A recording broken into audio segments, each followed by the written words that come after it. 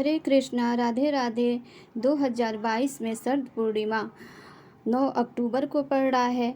9 अक्टूबर को ही शरद पूर्णिमा का व्रत किया जाएगा। जो भी पूर्णिमा का व्रत करता है वो 9 अक्टूबर को ही व्रत रहेगा। इस रात को सुख और समृद्धि प्रदान करने वाली रात माना जाता है, क्योंकि कोजागरी पूर्णिमा पर माँ लक्ष्मी पृथ्वी पर आती हैं और घर घर भ्रमण करती हैं। शरद पूर्णिमा पर माता लक्ष्मी का विशेष पूजा अर्चना करना चाहिए। इस दिन ही माता लक्ष्मी का जन्म हुआ था। माता लक्ष्मी इस दिन सब पे प्रसन्न रहती हैं।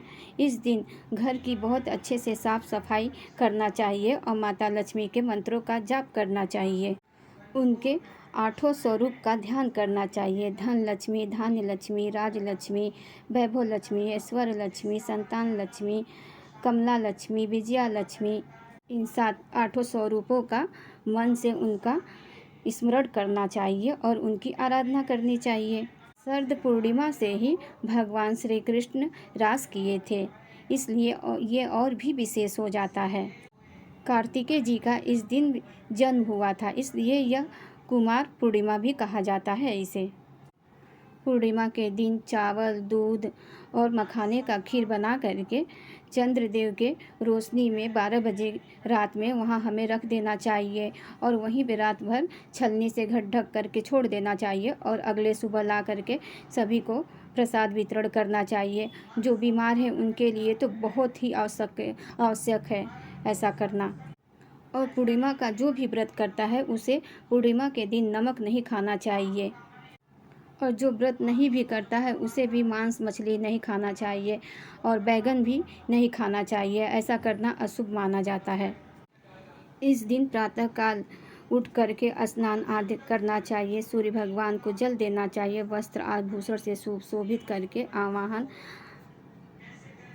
आवाहन करके माता लक्ष्मी को और सत्यनारायण भगवान को आसन पर बिठा करके पूजा अर्चना करना चाहिए।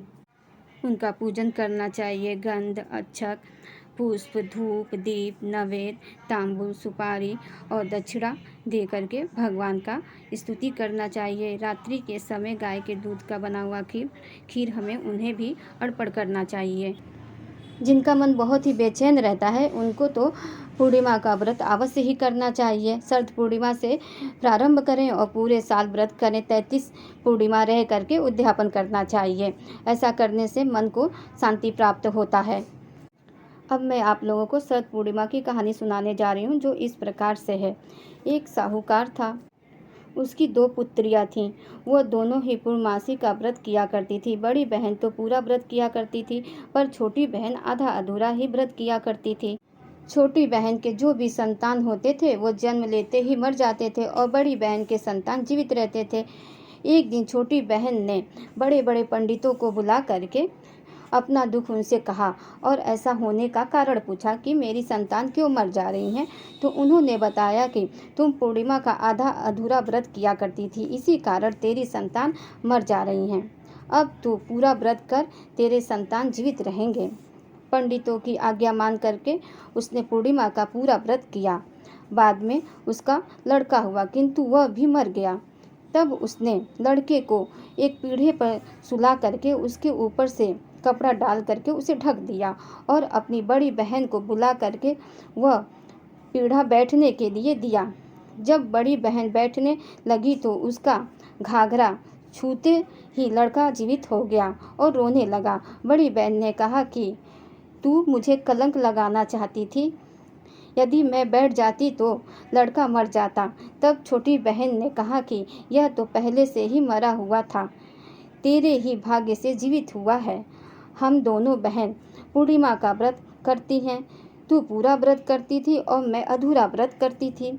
इसके दोष से ही मेरी संतान मर जाती हैं, इसीलिए तेरे पूरे से यह बालक जीवित हुआ है। जिसके कारण उसने तमाम नगर में ढिंढोरा पिटवा दिया कि सब लोग पूर्णिमा का पूरा व्रत किया करेंगे। अगर मेरा वीडियो आप लोगों को अच्छा लगा हो तो लाइक, सब्सक्राइब एंड शेयर और प्लीज़ सब्सक्राइब करें।